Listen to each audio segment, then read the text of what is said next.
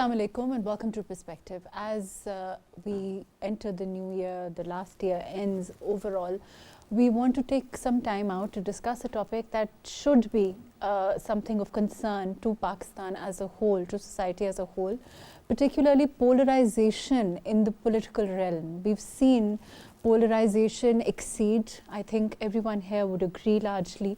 We've seen polarization on all levels, and we've seen polarization extend into what is manifest into what is actual violence in society.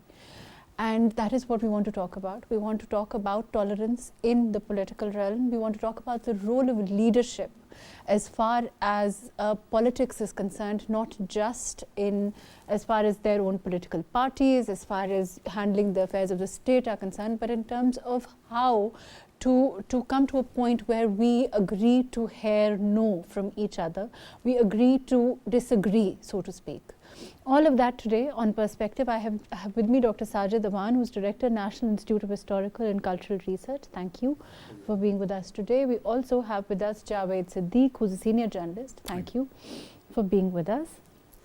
And a little later on, we'll also be joined by other guests. Dr. Sajid, like I said, we've seen the events of last year, and we've also seen, overall the polarization exceed over time. Yeah. How do you look at particularly the political realm? It certainly has extended into our everyday interactions also. It's also extended, I would have to say, into, our normal discourse. But I want to talk about the political realm in particular. Yeah. Thank you, MAHRUKH. Actually, there are multiple perspectives. As I see that exceeding political activism and political participation will naturally come up with the political little polarization. We need to see that whenever any move or any movement or any change occurs, there are multiple factors. Okay. I categorize into two main categories. One is instrumental and the other is emotional. Instrumentally, we need to talk about if there is economic crisis, economic problem, if there is political crisis, and if there is basically a distribution of power problem. That will naturally lead to a conflict. And there are certain emotional factors like religion, culture, language, civilization, and all that. And if you touch any emotional factor of any community, anywhere in the world, in any point of time, be it in America, be it in Russia, be it in Europe, anywhere, it will erupt a movement. We need to understand academically that basically we need to first understand, mark, and work on these instrumental and emotional factors. One. Secondly, when I see that naturally political culture of this society is inclusive.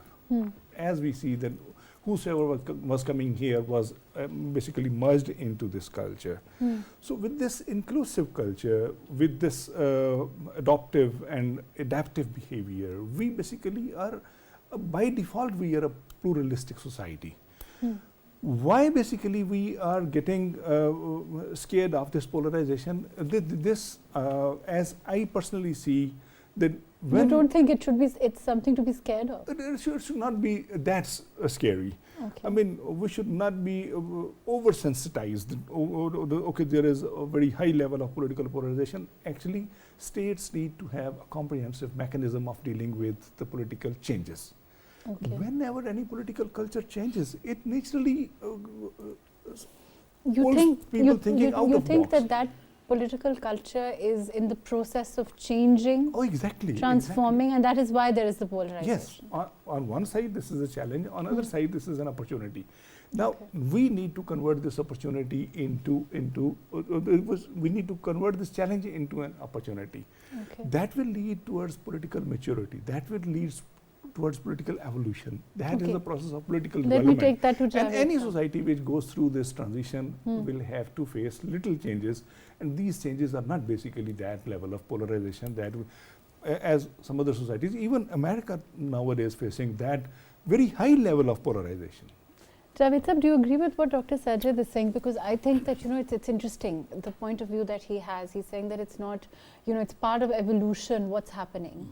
And it shouldn't be something to be so scared of. I personally feel that it's something to be very scared of when you cannot, when you don't feel secure enough to voice a different perspective in a room full of people, even educated people, even people you feel should be groomed enough to understand another point of view.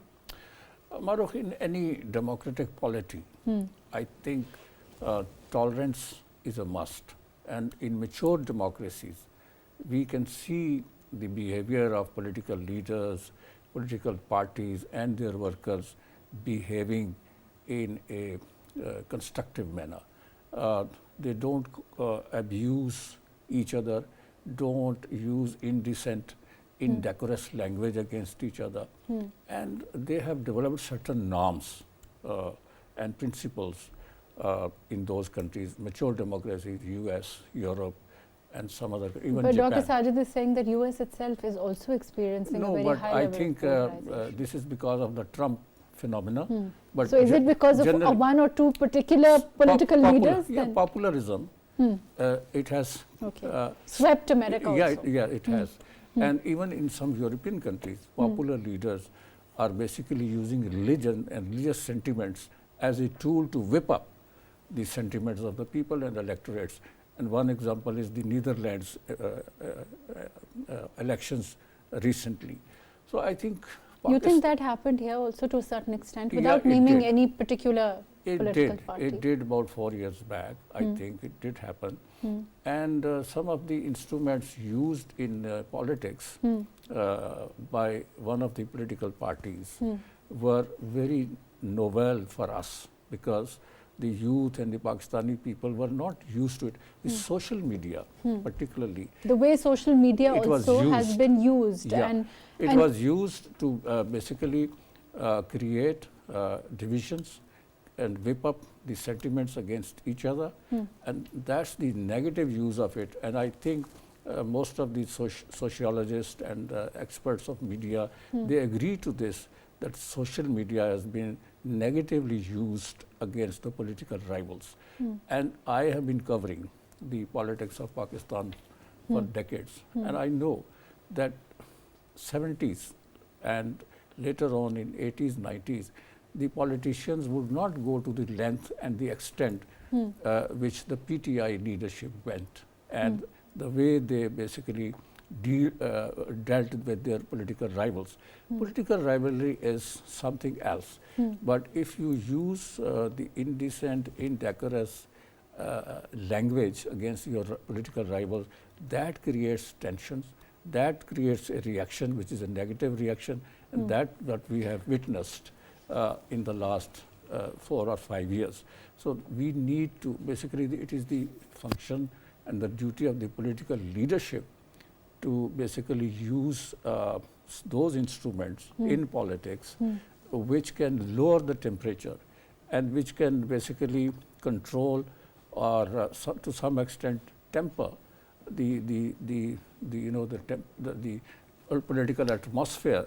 Do you think it's all about, we talk about political leaders, Javed Sahab and Dr. Sajid, we talk about political leaders, we talk about the role that political leaders have to play in bringing the temperatures down and ensuring that there is that safe space and ensuring that there is, the discourse overall is safe and not of whipping up sentiments that result in this kind of. Do you think it's all about political leaders? Is that where, is that the only focus? Because there's a lot of criticism on the in the political arena also. Oh yes, of course. Political leadership has got a very great responsibility.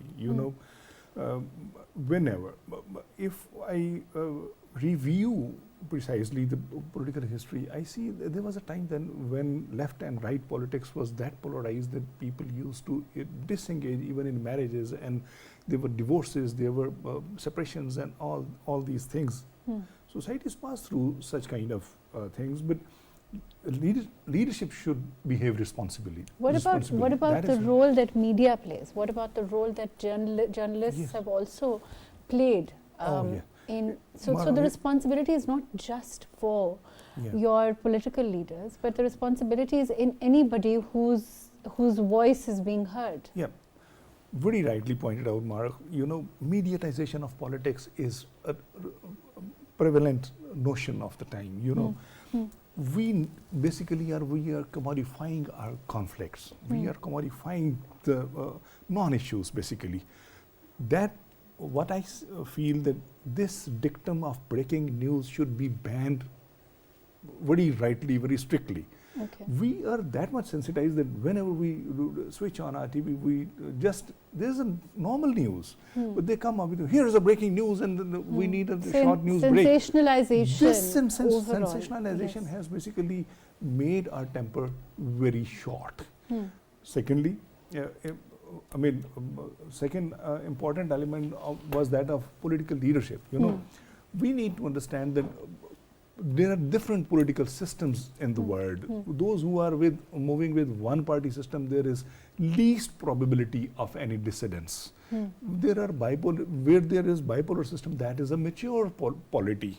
But where there is a multi-party system, as like in Pakistan or in India or other federal societies and multivariate societies, difference of opinion is quite natural. What we need to do is that first we need to engage that political leadership. Leadership should also take its responsibility on the other side.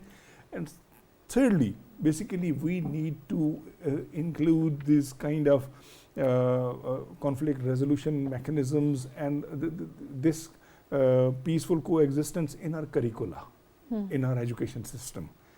And we should also educate our media that try to sensitize the issues, don't commodify the issues. But I guess it's about, Javed sir, when it comes to the media, it's about, of course, monetary gain and ratings and all of that, which is true for all nations. But do you think that let's talk about this, do you think that other nations all over the world exercise more responsibility, more restraint when they are dealing with this passing of, giving out information, giving out the news than our media does overall? Yeah, I think in mature and well-entrenched democracies, this is, the environment is different.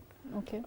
Here in Pakistan, when only one platform, media platform, print media was available, the editors and the people who were keeping a watch on the media, they were very sensible and very sensitive to anything that was immoral or that could basically whip up the sentiments of the people, political, religious and otherwise. Editorial control was very strong in those days. Then we entered into new era where the electronic media, I'm not talking of PTV, the private electronic media was introduced in Pakistan. And they have created a new culture where I think they, in order to, this rating thing, it came in, and in order to have a maximum number of viewers, they started debates which centered around, allegations against each other. In so many talk shows, we have seen the political rivals beating each other and squabbling with each other. And the media showing it and playing it up and trying to get as much as possible out of that kind of aggressive interaction. To that extent, you are right that monetary gains are the prime objectives of this electronic media, some of the channels, some of the anchors, they are doing We are close to now the elections also, and I want to talk about this. Do you think that the exercise of your vote is probably the real manifestation of your party affiliation, whatever party you support? The code of conduct that has been issued by the Election Commission of Pakistan clearly stipulates that the media must refrain from exercising these kind of things, and they must not try to be emotional or play with the emotions of people. Do you think it will be followed? I think it will be, and if ECP, Election Commission of Pakistan, as a watchdog, keeps a tight control and monitors everything, and if also some people are penalized, some media persons are penalized within the framework of law that they have announced, then I think that can be controlled. But if left to themselves, as you have already said, that monetary gains and the gains in terms of popularity and these kind of things. What kind of an election do you foresee now that we're quite close to it? Sajid Saab.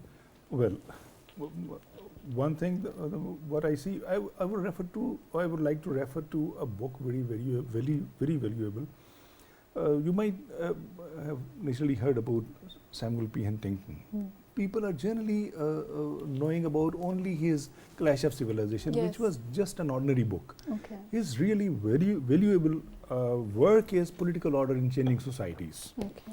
He comes up with the idea that political institutionalization, if it is exceeded by political participation, it will naturally lead to political decay. Okay. For instance, in 1946, there was lesser political institutionalization, there was election, and it initially erupted in a form of division of India. Same we saw in 1971 with maximum political participation, with comparatively lesser institutionalization. We had to face 1971 disaster. But presently what I see, that political culture at this venture of time has evolved up to a certain level. Okay. And I would like to refer to another book by Benazir Bhutto. She wrote Reconciliation. Okay. Political leadership at the moment most of the political leadership has come up to the idea that, well, you need reconciliation. Reconciliation. We need to differ, but as you were referring, but we have to coexist. Coexist, and we need to, we are supposed to agree to disagree. The question is, I want to come to this, Javed sir, what Dr. Sajid is saying, if we saw 12 or 11 political parties come together and exist peacefully and form government, it seems that the idea itself is not undoable, so to speak. No, it's not undoable. In fact, the mature democracies and democracies where democracy has been practiced for years and years and decades, there I think the political leadership has become more responsible and more responsive. Unfortunately, in our country, to my mind, the things have deteriorated, and that is because of course, we have so many political parties, more than 100 political parties are registered with the ECP. But there are only 3 or 4 that is the mainstream. Yeah, in mainstream parties, and they are vying with each other to get the seats in the parliament, and they have resources, they are more popular in all the 4 provinces. But I think it is the political leadership. When I was covering the parliament years back, the language used by the elected representatives was very decent. And that has changed. And that has changed. And today, even in the parliament, provincial and national assemblies, the way the National Assembly members and Provincial Assembly members address each other, it is very provocative. And do you think the makeup has changed? I think the nature, and also I think people have become more desperate. Political leadership is more desperate now. Why? To my mind, I think the political interest and the commercial interests of some of the political leaders have converged here. So that makes them very desperate, because they are so desperate to be there, and they will never tolerate their defeat in the elections. I think we should learn to accept the defeat. If the people have given their verdict, but let's go to Dr. Shoaib Ahmed, who's an educationist. We have him with us. Dr. Shoaib, can you hear me? Yeah, please. Dr. Shoaib, we're talking about polarization in society. We're talking about the role that we've seen that polarization play. We've also seen it, exceed and into active aggression. Also, elections also, now that we're very close to the general elections, I want to talk about what you foresee in terms of acceptance also. We're talking about acceptance of results, we're talking about, there being a peaceful transition of power, all those things which are extremely important for any democracy to evolve, even as, a relatively immature one as ours is. What do you foresee? Thank you very much. It's a very, very important topic, and this is what I may say. It's a need of time. We should keep on talking about these things. See, this polarization, and I'm very responsibly giving you this answer because, fortunately, all this, especially when we talk about the political development in Pakistan after almost during the time of Janziaul Haq and onward after that time, I'm personally, you can say, I was remain part of this whole development, and I saw with my own eyes how things are keep on moving and how things are developing. You know, there was a time we had two different parties. They were working together, and they were working. They were preparing themselves for the elections, and one of the procession was going on on the road from one side of the road, and the other party was passing through the other side. So I have seen these things with my own eyes. But unfortunately, after this 2018, or you may say that during this time of 2018, during the time of this last government, what I saw, number one thing was the involvement of our youth in this electoral process. Okay, this is very good, very fine, because most of the time our youths were very much reluctant to be the part of this political process. But you know, on the other hand, the kind of environment which was, I think that environment was deliberately created by one of the component of our political system, that we are now very hardly, and I must say, we are not now willing to accept others' opinion, others' point of view. And this is something which is very dangerous for the democratic system in our country. We must have to accept others, and that is the beauty of democracy, in which you will have to open-heartedly, either you get convinced or you convince other about your point of view. But this is not the way. You have closed down your old doors, and now by all means, either like we have seen this war against terrorism, be with us or our enemy. So this is not the democratic process, and this is not the democracy. Shoaib, I will come back to you. Let me come back to you on that note. Javed Sahab, do you see that? Okay, there is, of course, like Dr. Shoaib is talking about, there is the reality of intolerance and all, but what do you foresee as far as the elections are concerned, in terms of acceptance of the results and in terms of, moving on to a peaceful transition of power? We haven't, unfortunately, had an election where all political parties have actually said that, okay, we accept these results and we congratulate whoever are victorious, and let's move on. Yeah, this goal has been elusive in our political history. We always wanted and desired and dreamed about it, that our political leadership displays maturity and accepts the defeat as it is done in mature democracies, but that has not happened, unfortunately. And the induction of a new political party 4 or 5 years back has basically pushed the politics of Pakistan to a level where intolerance is the hallmark of politics. So the gentleman was talking about the youth. I think youth has been the engine in all political campaigns, because young people, and also we are going to be looking at what 40% of the youth, yes, new voters that are going to be added. So I think we needed to train these young people. The political leadership, mature political leadership, should have trained these young people to bear the responsibilities in the political field. But it is what it is now. Is it? I mean, in terms of. But here, this PTI leadership use the youth and their youthful sentiments and emotions basically to address the rivals in a very negative way, and that has created a lot of problems. Even today, if you go to the social media and look at various platforms, the rivals are being abused, and they're being castigated in the manner in which I think it's not fair to do it. Again, I think Javed Sahab hasn't answered my question as far as what you foresee in terms of the acceptance of the results. I think the recent events, sorry for that, the recent events have accelerated the process of intolerance in our society. And now is the time for the political leaders, mature political leadership, to sit and go by the code of ethics which has been issued by the Election Commission of Pakistan. If they do not do it and they do not conform to that code of ethics, that will create severe problems in the coming elections. Dr. Sajid, what do you foresee? Yeah. There's a code of conduct that's been given by the Election Commission.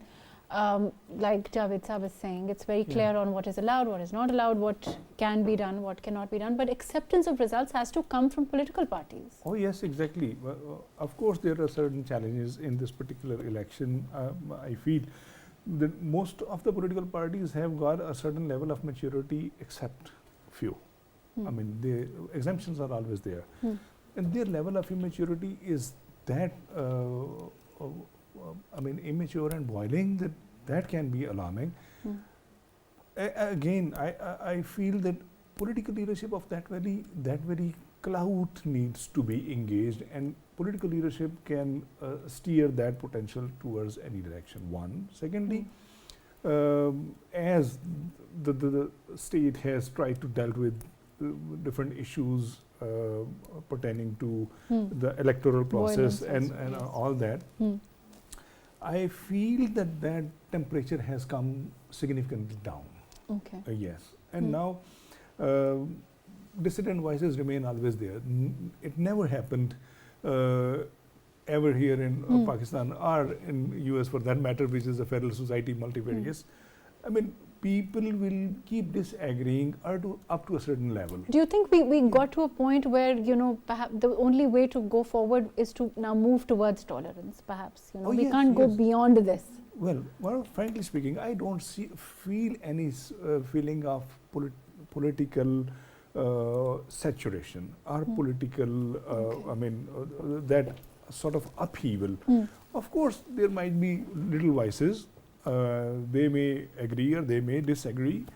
We basically need to take them on board, and once they are on board, and leadership needs to tell them, well, we are going to have this at least political transition, and we are going to have this democratic transition, and this is the but if you have political leaders come out and say that we are accepting these results, and that the elections, and announce that the elections were by and large free and fair, and let's move forward, then of course the followers, the people who are who voted for them, their voters, they will naturally follow in that vein. Exactly, in that stream. So then so the responsibility in that sense is invariably in the hands of those that lead. Political leadership. Yes.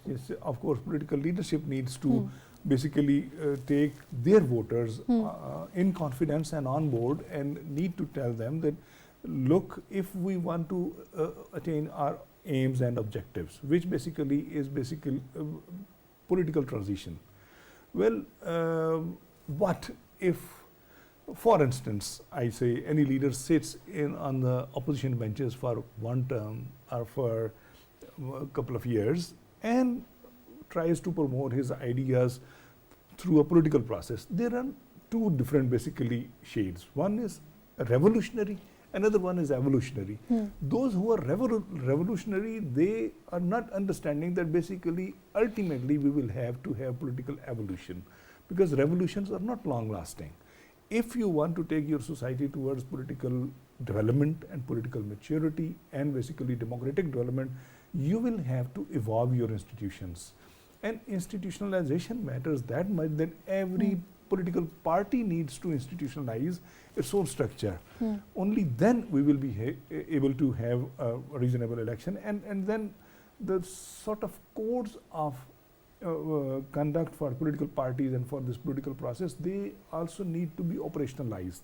They need to be realistic. If they are very idealistic and nobody is able to follow that, and if you follow that, you cannot be part of this process. We need to understand that we basically need to draw out certain lines which are really pragmatic, practical, not over idealistic, and they are implementable in this system. Right. Dr. Shoaib, can you hear me? Ji. Dr. Shoaib, overall, as far as the stage is set, we are going to be looking at elections, all of that. In your opinion, as far as the education structure is concerned, let's talk about that. There needs to be major changes. We keep on talking about reform. Last government talked about it, didn't happen. Of course, reform is also a huge part of where we are going, in the sense that how tolerant we are, how educated we get, in terms of the discourse that we have with each other also. So for those things, perhaps we need to move towards those reforms in every sector. Would you agree with that? Yes, truly. And once there was the concept of unions in very early phase, not I'm talking about the middle phase in which this whole system was deteriorated, or, the union leaders, the student bodies were used by the political parties of that time. But, in modern times, when we talk about the revolutionary process or doing or institutionalize everything, we need to give our youth, our students, this taste as well. For the past few years, what I was keep on doing is that I used to create a small parliament in my classes, and I give them an opportunity to vote for their electoral members. And I used to make a mock parliament in my class, and I gave them different portfolios. One is a in that mock parliament, one is the prime minister, one is the opposition leader, and they would keep on talking on various issues. I used to give them assignments on various national issues, and there was a very lively and very attractive sort of debate within that hall, no? So this is what I believe in. That is how we can give them a taste of this democratic process, and our institutions and our academia. I usually talk about two very important, the segments of our society. One are the member of the mosque, representative of mosque, and our teacher. When they used to play their part, I'm hoping for a very better Pakistan. I always believe in these two institutions. One is our masjid, our mosque. That is very important because over there you can talk about various issues, and this is what our conventionally this was the role of our mosque, where even during the time of our beloved Prophet sallallahu alaihi wasallam, and later on, our mosques were very important in promoting peace, harmony, in educating common man. In institutions where we have a very selected class of society, we need that kind of combined effort, which can ensure, that everybody plays their part. Media, of course, the politicians, the political leaders, the educationists, everybody needs to play their part as far as, on this very important issue. Javed Saab, what do you think, are the most important lessons, so to speak, that you feel, from the last year? We can look back and think that perhaps, those are the roads that perhaps would have been better not to walk on. I think back in 2007, Pakistan People's Party and PML and two major political parties, two major political players, they realized after a long period of time, experiencing turbulence in politics, that they need to sit and craft a new program, which was the Charter of Democracy. And for that reason, People's Party governed this country through an electoral process for 5 years, and subsequently PMLN. I think something went wrong when these two major political parties were being dubbed as corrupt, incompetent, and unable and unfit to rule Pakistan. So a third party was launched, and that changed the whole scenario. And I think in the coming elections, but there should be room for all political parties to exist peacefully. But if a political party comes up with a popular slogan and starts branding the old guard or the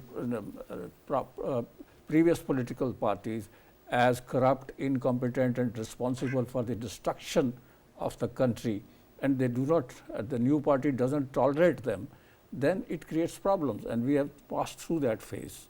And I think now is the time that all major political parties who are going to participate in these elections, coming elections, they should sit together and craft a code of conduct among themselves, that we will not go to that length where the society is damaged, where the morality of the politics is also damaged and demolished. And that needs to be done very quickly. And Election Commission of Pakistan has issued a code of conduct, but that needs to be implemented very strictly. Otherwise, things can go out of hand. Fair enough. Let me go to Dr. Sajid. Dr. Sajid, the same question to you, of course, you know, in terms of what you feel really is something that, you know, we can change. Political parties, certainly we've talked about the role that they can play. There's no doubt about, you know, all the strata of society, and you know, that is there.